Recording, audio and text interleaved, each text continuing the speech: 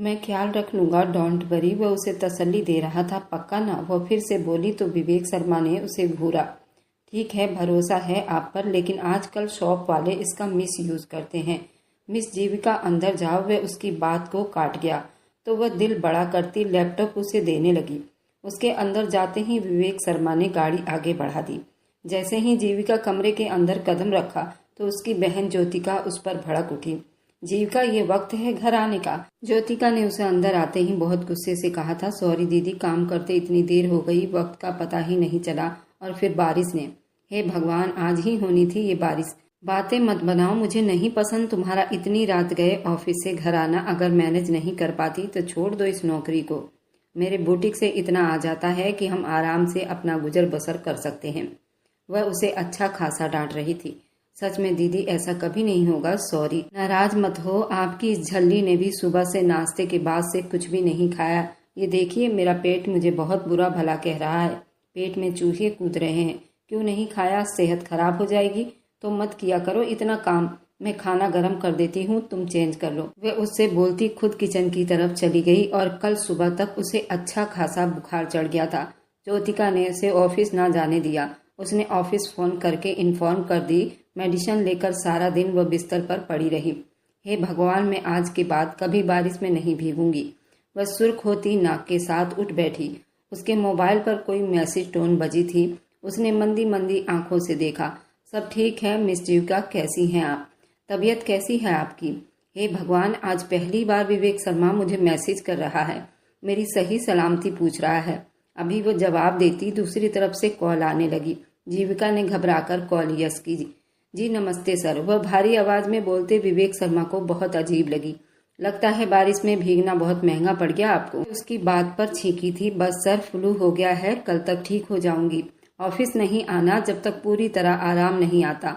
आप घर पर ही रुको, आपका लैपटॉप ठीक हो गया है, यही बताना था। धन्यवाद सर, दिल से बड़ी धन्यवाद की थी। घर भिजवा दूंगा। नहीं सर, मैं खुद कल आऊंगी ऑफिस में। जीविका, तुम आराम करो। वह कॉल बंद कर चुका था। विवेक शर्मा आज इतना मेहरबान कैसे हो गया? शाम तक तो वह काफी ठीक महसूस कर रही थी। आज ज्योतिका बुटीक से काम ज्यादा होने की वजह से अभी तक घर नहीं आई थी। तभी डोरबेल बजी और दरवाजा खुला। विवेक शर्मा का चेहरा देखकर डर सी गई। सर आप अंदर आ जाइए। वह उसके लिए फल फ्रूट भी लेकर आया था। सर, इसकी क्या जरूरत थी? एक कॉफी का पैक ही ले आते, मैं उसमें ही खुश हो जाती। उसके मुंह से तेजी से निकला, जिस पर वह कनखियों से विवेक शर्मा को देखती धीमा सा मुस्कुरा दी। मैं आपके लिए कॉफी लाती हूँ, बहुत अच्छी कॉफी बनाती हूँ। रहने दीजिए, फिर कभी सही। अभी जल्दी में हूँ। वह उठकर खड़ा हुआ। साइड से एक बच्चा भागता हुआ आते जीविका के गले लगा। वह अभी अभी नींद से जागा था। दिन को जीविका ने उसे जबरदस्ती सुला दिया था। ओ मेरी जान, उठ गया। वह उसके गाल पर प्यार करने लगी, जबकि उसकी गुलाबी होठों का चुम्बन पर विवेक शर्मा अपनी निगाहें फेर गया। सर, ये मेरा भांजा है, समझ लीजिए, मेरी जान है। जीविका के शब्दों में प्यार ही प्यार झलक रहा था। आप अपने बहनोई के घर में रहती हैं? नहीं, न जाने क्यों विवेक शर्मा को बड़ा अजीब सा लगा। नहीं सर, ये मेरा घर है, मेरे पापा का घर है। ज्योतिका दीदी मेरी मौसी की लड़की हैं, सगी बहन नहीं, लेकिन सगों से भी बढ़कर प्यार करती हैं। उनके माता पिता की भी डेथ हो गई है। वो गांव से शहर हमारे पास आई और फिर पापा के मृत्यु के बाद हम दोनों ही एक दूसरे का सहारा बन गए। वह बड़ी गम में होती बोली, आई एम सॉरी। और आपके बहनोई? वह दरवाजे पर ही खड़े खड़े न जाने उससे क्या कुछ जान लेना चाहता था। वह भी इस दुनिया में नहीं है। अब की बार वह बिना कोई असर दिखाए बोली। विवेक शर्मा जा चुके थे। जीविका ने तरुण के लिए फ्रेंच फ्राई बनाए। अब अपना लैपटॉप खोलकर बैठ गई। जैसे ही वह सुबह ऑफिस में दाखिल हुई, सबने उसे हैरान नजरों से देखा। वह सबकी हैरान नजरों को समझ न सकी। कुछ देर बीते कि उसकी निगाह उज्जैन की तरफ जा ठहरी, जिसकी एक कलाई पर पट्टी बंधी हुई थी। अब तो वो भी हैरान हुई थी। जानवी का उसका लैपटॉप वापस किया और इशारे से पूछा तो वह कंधे उचका दिए अपनी सीट पर वापस आकर बैठी। नितिन जल्दी से कॉफी का मग लेकर आया। मैम, आपकी कॉफी। उसको ऐसे कॉफी लाते हुए देख वह हैरान हुई थी। इसमें कुछ मिलाया तो नहीं नितिन के बच्चे? वह शक से देखती पूछने लगी। उफ, मैं क्यों मिलाने लगा? मुझे इस ऑफिस में रहना है। गुड। जीविका ने मुस्कुराकर उसे देखा और अपने काम में व्यस्त हो गई, जबकि आज वह किसी नजरों के फोकस में थी, क्योंकि ऑफिस में सब तरफ कैमरे लगे हुए थे और ये बात वे जानती तक नहीं थी। कुछ दिन के बाद एक पार्टी थी। कंपनी की तरफ से बनाए गए न्यू सेट लॉन्च हो रहे थे। सभी उसी तैयारी में बिजी थे। किसी को कान खुजाने तक की भी फुर्सत नहीं मिल रही थी, लेकिन विवेक शर्मा के ऑर्डर पर सभी वक्त पर घर जा रहे थे। एक्स्ट्रा टाइम लगाने से सबको मना किया गया था, पर जीविका ही क्या जो किसी की सुन ले, और काम के वक्त आसपास का होश भुला देती थी कि तभी उसकी टेबल के पास कोई आया। उसने देखा नहीं, बस महसूस किया। नितिन के बच्चे, कॉफी तो पिलाओ, बिना देखे बोली थी मिस जीविका। अचानक से विवेक शर्मा की आवाज़ सुनती वो बुरी तरह से चौंकी और घबराकर अपनी जगह से उठ खड़ी हुई। वह जो सर झुकाकर उसके पास खड़ा था, दोनों का सर बुरी तरह से टकराया था। अब वो माथे को पकड़े गुस्से से देखकर बोला, आप अभी तक घर क्यों नहीं गई? वह भी गुस्से में पूछ रहा था। बस सर जा रही थी, काम करते हुए वक्त का पता ही नहीं चला और जल्दी सामान समेटने लगी। दोनों ने एक साथ कदम आगे बढ़ाए। विवेक शर्मा ने उसे रोका। आपका माथा लाल हो रहा है, मेरे साथ चलिए। लेकिन सर वह बोलता अपनी केबिन में चला गया तो जल्दी जीविका को उसके पीछे जाना पड़ा। जहां वह क्रीम निकाले उसे एक सोफे पर बिठाते उसके माथे पर लगाने लगा। एक बात पूछूं मिस जीविका आपसे? न जाने वह इतने घूर कर उसे क्यों देख रहा था। उसके देखने पर जीविका थोड़ी पजल हो रही थी। जी पूछ लीजिए, उज्जैन ने आपकी कलाई पकड़ी तो आपने उसे थप्पड़ मार दिया, पर उसी रात मैंने भी तो आपकी कलाई पकड़ी थी जब गाड़ी में बिठाया था। फिर मेरे साथ ऐसा क्यों नहीं किया? वह क्रीम का टोपी बंद करते धीमे शब्दों में पूछ रहा था। सर आप क्यों खुद को उस गधे से मिला रहे हैं? वह तो एक नंबर का आवारा लड़का है। पहले दिन से जहर लगता था मुझे। उसके साथ चलती हुई लिफ्ट तक आई थी, उसने मेरी कलाई पकड़ी ही नहीं थी, मोड़ दी थी। पकड़ता तो भी थप्पड़ ही खाता सर। और ये सब नीयत की बात है। आपने गलत नीयत से मुझे गाड़ी में नहीं बिठाया था। ये जो लड़कियां होती है ना, सामने वाली की नीयत को अच्छे से समझ जाती हैं। एकदम से विवेक शर्मा उसके सामने आते उसकी तरफ बढ़े कि वो पीछे दीवार के साथ जा लगी। अभी क्या कहना चाहोगी आप मेरी नीयत के बारे में? वह उसके दोनों तरफ हाथ रखता उसे डरा गया। एक पल को जीविका का सांस रुका था, पर अगले ही पल वो मुस्कुरा दी। मैं जानती हूँ सर आप खड़ूस है, गुस्से वाले हैं, लेकिन आप कैरेक्टर लेस नहीं हैं। आप औरतों की इज्जत करना जानते हैं। उसकी बात पर विवेक शर्मा के चेहरे को मुस्कान ने छुआ था और वो पीछे हट गया। आपको मुझसे डर नहीं लगता? न जाने किस एहसास के साथ वह पूछ रहा था।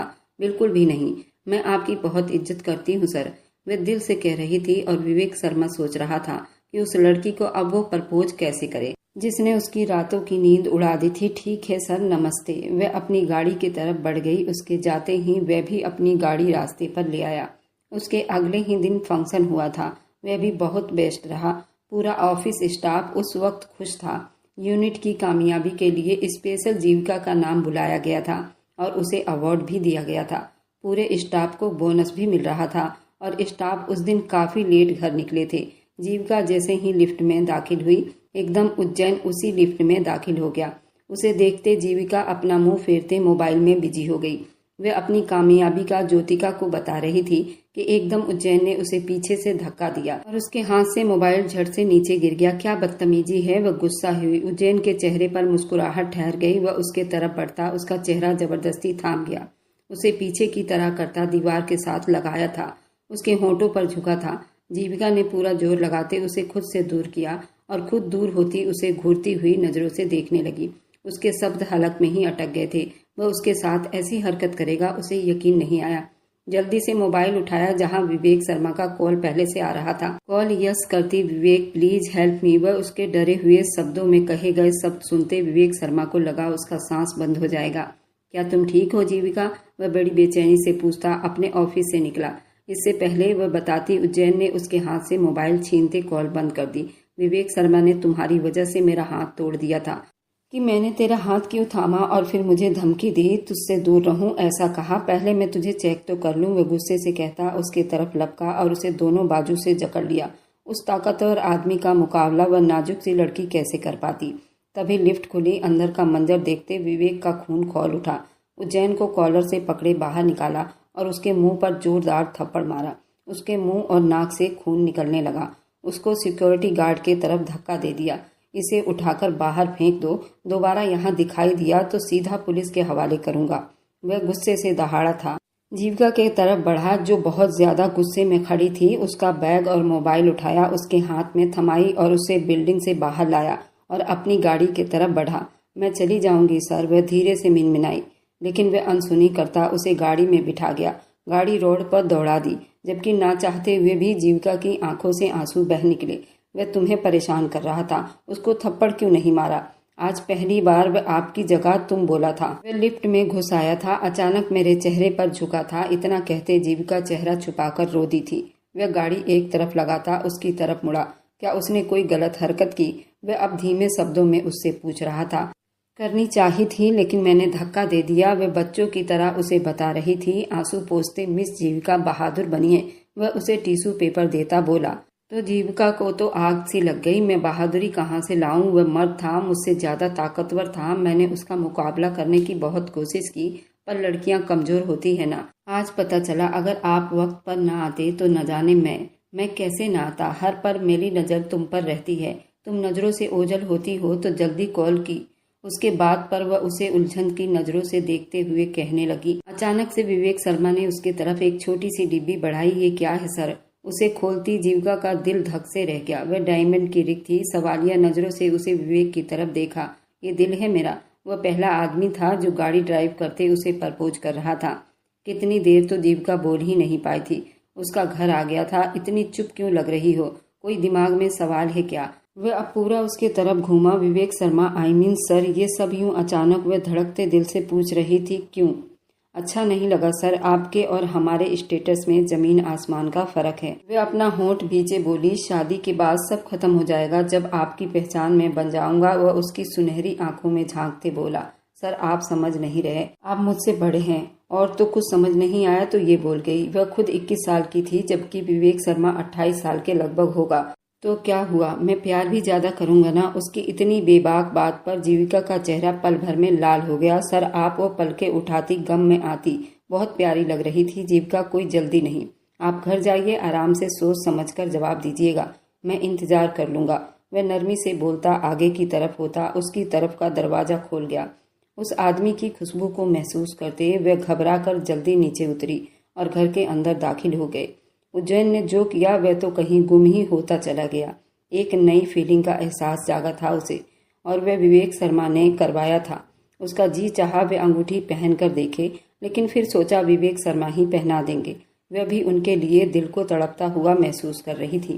पहली बार किसी आदमी ने दिल के दरवाजे पर आहट दी थी। उसने झट से दरवाजा भी खोल दिया था। इस बात से अनजान की कोई भी चीज इतनी आसानी से नहीं मिलती, और ये मोहब्बत थी, उसे नाकों चने चबवाने वाली थी। ज्योतिका ने उसे रूम के एक फाइल लाने को कहा था। आजकल उसका बुटीक भी हवाओं में उड़ रहा था। रोज ही उसे नए ऑर्डर मिल रहे थे।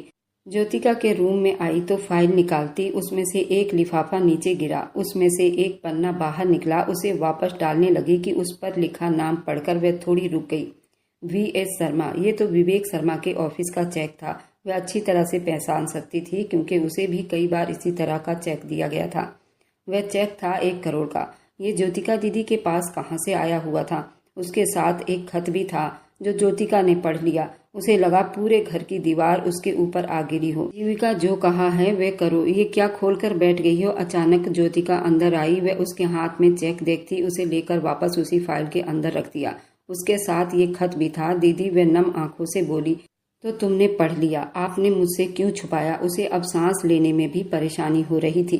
उसमें बताने लायक कुछ था ही नहीं। जीविका, इस बात को 8 साल बीत गए हैं। वह आदमी मेरी जिंदगी में बाहर बनकर आया और सब कुछ बर्बाद करके चला गया। इतना तो सबको ही पता है, सभी जानते थे मैंने चुपके से शादी की थी, और वह आदमी सिर्फ वक्त बिताने आया था। अपने कीमती पलों को मुझे सौंप कर वह मेरे मुंह पर 1 करोड़ का चेक मारकर चला गया, जो 1 रात की कीमत अदा की गई थी। आपने कभी उसे ढूंढने की कोशिश नहीं की? वह आंसू पोंछते बोली। मुझे जरूरत महसूस नहीं हो रही जीविका। वह आदमी अब मेरी जिंदगी में कोई मायने नहीं रखता। हाँ, इंतजार है कभी सामने आए तो ये चेक उसे वापस लौटा सकूं और बताऊं कि किसी भी औरत को पैसों से नहीं खरीदा जा सकता। पैसे तो आनी जानी चीज है। मोहब्बत, वफा, औरत हमेशा अपने मोहब्बत करने वाले के लिए प्रार्थना करती रहती है, और ये नहीं तो कुछ नहीं। वह दर्द से कहती, सब कुछ दराज में वापस रख गई। दीदी, अगर जिंदगी किसी मोड़ पर वह आदमी आपको मिले और आपसे माफी मांगे तो क्या आप उसे माफ कर देंगी? और अगर वह आपको और तरुण को अपनाना चाहे तो क्या आप उसे माफ करके अपना बना लोगी? वह डूबते दिल से पूछ रही थी। एक शब्द में जवाब आया नहीं, लेकिन वह शब्द बहुत गुस्सा भरा था। उस रात जीविका ने कांटों पर बिताए थे। सारी रात वह रोती रही और सुबह का इंतजार करती रही। उस आदमी ने मेरी दीदी को 1 करोड़ का चेक देते खरीदने की कोशिश की और अब मुझे एक डायमंड की रिंग से खरीदना चाह रहा है। वह गुस्से से तिलमिलाई थी। उसके ऑफिस में दाखिल हुई। वह फोन पर किसी से बात कर रहा था। अचानक जीविका को ऑफिस में आता देख वह कॉल बंद करता उसकी तरफ मुड़ा। उसकी सूजी आंखें रोने की चुगली कर रही थी। जीविका ने गुस्से से दुपट्टा उसकी टेबल पर रखी। आपको क्या लगता है आप अमीर लोग अपने पैसों से किसी को भी खरीद सकते हैं? तो मिस्टर शर्मा सुन लीजिए, ये जीविका बिकाऊ नहीं, वह गुस्से से बोली थी और पलटी थी। विवेक शर्मा गुस्सा होते अपनी जगह से उठ खड़ा हुआ। कौन से पैसों से खरीदने की कोशिश की है आपको? वह उसके बहुत करीब खड़े होते पूछ रहा था। आप बिल्कुल झूठे हैं, आप धोखेबाज हैं। आप मुझे अपने करीब कर रहे थे, मुझे उल्लू बना रहे थे। आपको लगता है मैं एक हीरे की अंगूठी से फंस जाऊंगी? जो मुंह में आता बोलती जा रही थी। तो क्या पूरा हीरे का चट्टान चाहिए? वो बिना किसी असर से बोला। जी नहीं, आप मुझे पूरे हीरे का घर भी बनाकर दोगे तो भी मैं आपकी बातों में नहीं आने वाली, समझे आप? वह उंगली उठाकर वार्निंग कर रही थी। आप मुझे बता दो आखिर हुआ क्या है जीविका? आप मुझसे चीट कर रहे थे, मुझे सब पता चल गया है। आपकी एक पत्नी भी है और एक बच्चा भी है और आप मुझे अपने प्यार के जाल में फंसाकर मुझसे भी शादी करके एक रात बिताकर प्रेग्नेंट करके चले जाओगे। फिर भूल जाओगे जीविका कोई है और बच्चे को बाप के नाम पर एक चेक पकड़ा जाओगे। जीविका की इस तरह की बातें सुनकर विवेक शर्मा का पारा हाई हुआ था। कौन सी पत्नी, कौन सा बच्चा, क्या बोले जा रही हो? वह अपना माथा मसलते अपने आप पर बड़ी मुश्किल से कंट्रोल करता पूछ रहा था। इतने मासूम बनने की कोशिश मत करो। मैं उसी पत्नी की बात कर रही हूँ जिसे 8 साल पहले आपने शादी करके 1 करोड़ का चेक थमाकर छोड़ दिया था। जीविका की बात पर विवेक शर्मा के कान में साए साए आवाज बजने लगी। कहाँ मिल गई है वह आपको? विवेक शर्मा ने अपने सीने पर बाजू बांधते पूछा। तो तुम मिलना चाहोगे उनसे? जीविका को इस बात पर बेहद रोना आया था। सच में आखिर मुझे भी तो पता चले मेरी कौन सी पत्नी बच्चा निकल आए हैं और मुझे 8 साल से पता भी नहीं चला। चलिए मेरे साथ। वह उसे लिए ऑफिस से निकलती अपने घर में लाई थी। सारे रात तो दोनों चुप रहे। आज ज्योतिका की तबीयत ठीक नहीं थी तो वह घर पर ही रुकी हुई थी। दरवाजा खोला तो सामने विवेक को देखकर परेशान हुई थी। आज जल्दी छुट्टी हो गई है क्या? दीदी मैं आपका मुजरिम लेकर आई हूँ। और विवेक शर्मा का हाथ थामे ज्योतिका के सामने कर गई। ज्योतिका ने नासमझी से दोनों को देखा। मैं कुछ समझी नहीं। विवेक शर्मा आपके दुर्गेश शर्मा ही है ना? इन्हें गौर से देखिए, 8 साल में इतना बदल तो नहीं गए, पहचाना ही ना जाए। वह दांत चबाते बोली। क्या बोल रही हो? ये दुर्गेश नहीं। ज्योतिका की बात पर जीविका पर पहाड़ गिरा था। उसने पथरीली नजरों से दोनों को देखा। दीदी यही दुर्गेश शर्मा है, आपके पति तरुण के पिता। वह जैसे खुद को यकीन दिला रही थी। क्या फालतू की बकवास कर रही हो ज्योतिका? ये वो नहीं है। उसे बाजू से पकड़ते हिला गई। पर उस चेक पर तो तुम्हारी कंपनी का नाम ही लिखा था, VS शर्मा। ऐसा कैसे मुमकिन है? वे उलझ रही थी। दुर्गेश मेरे बड़े भाई हैं। अचानक विवेक शर्मा की आवाज पर वे दोनों चौंके और उसे देखा। कंपनी मेरे नाम पर जरूर है, लेकिन कुछ साल पहले दुर्गेश शर्मा इसे चला रहे थे, जिसे मैं अब भी चला रहा हूँ, VK शर्मा नाम से ही। वह सीने पर बाजू बांधे सब कुछ बता गया था। क्या आप दुर्गेश नहीं? जीविका को अपनी आवाज खाई से आती सुनाई दी। ज्योतिका मैं तो आपकी बहन से शादी करना चाहता हूँ, पूरे दिल से उन्हें अपनाना चाहता हूँ। वह ज्योतिका के सामने जीविका को प्रपोज कर गया। जीविका का दिल धक से रह गया। पर आप जिस आदमी के भाई हैं वह एक चीटर था, तो आप पर कैसे भरोसा कर लूं? वह उसकी बात पर जोर देती बोली। विवेक शर्मा ने एक नज़र उसे देखा और वे चीटर नहीं, भगवान ने उन्हें बहुत बड़ी परीक्षा में डाल दी है। मतलब वह ज्योतिका का दिल बुरी तरह से धड़का। वह उन्हें एक अस्पताल में लेकर आया। पिछले 1 साल से वे कोमा में हैं। आपको छोड़कर आने के बाद वे दिन रात तड़पते रहे, गिल्टी में पड़े रहे। वापस गांव भी गए, लेकिन आपका कुछ पता नहीं चल पाया। बहुत तलाश किया उन्होंने आपकी, यहाँ तक कि उन्होंने ज्योतिका नाम से स्कूल भी खुलवाया। हर जगह ढूंढा आपको और साल पहले शायद उन्हें आपके बारे में कुछ पता चला। तेज ड्राइविंग करते आप तक पहुँचना चाहा, लेकिन उनका कार का एक्सीडेंट हो गया। भगवान ने जान तो बचा ली, लेकिन हालात आपके सामने हैं। ज्योतिका उस आदमी को देखती चली गई। आंखों से आंसू टूटकर गालों पर बहते जा रहे थे। जिस आदमी को धोखेबाज समझा वह तो हॉस्पिटल के बिस्तर पर था, जिंदगी और मौत की लड़ाई लड़ रहा था। उसके पास आती रोते हुए उसे देखने लगी। मैंने तो कभी आपको कोई शराप नहीं दिया दुर्गेश। फिर कैसे? वह हिचकियों से रो दी। जबकि विवेक शर्मा और जीविका बाहर खड़े ये मंजर देख रहे थे। कुछ दिन के बाद जीविका और विवेक शर्मा की शादी खुद ज्योतिका ने करवाई। वे अपनी वजह से उन दोनों को अलग नहीं कर सकती थी। जबकि वे विवेक शर्मा की आंखों में जीविका के लिए पसंद देख चुकी थी, इसलिए दोनों को मिलवा दिया। विवेक शर्मा रूम में आया तो जीविका ने घबराकर उसे देखा, जिसने इतने दिनों से उससे बातचीत बंद की हुई थी और आज भी वह सुहाग रात में मुंह नहीं लगा रहा था। उसे देखा तक नहीं, उसे आज तो ये पक्का खिसियानी शेर लग रहा था। क्या करूं, क्या मुझे माफी मांगनी चाहिए? वे कुछ सोचते बेड से उठी थी। वहीं रहो विवेक शर्मा की धर्मपत्नी। अचानक से नाम बदला था। जीविका का दिल धक से रह गया। वह बिना पलके झपकाए सामने खड़े आदमी को देखती रही जो उसका दिल धड़काए जा रहा था। वहीं सुकून से बैठे हुए गंभीर शब्दों में बोली, आई एम सॉरी। अचानक से जीविका के मुंह से निकलने वाली शब्द पर चौंक गया था। ऐसे सॉरी बोलोगी तो मैं तुम्हें माफ कर दूंगा? आपने मुझे क्या समझा है? इसमें गलती मेरी भी नहीं। बंदा अपना नाम तो बताता, मुझे गलत फहमी हुई थी। जीविका ने जल्दी बातों को बढ़ाना चाहा और आप उस गलत फहमी में जो मुंह में आया बोलती चली गई।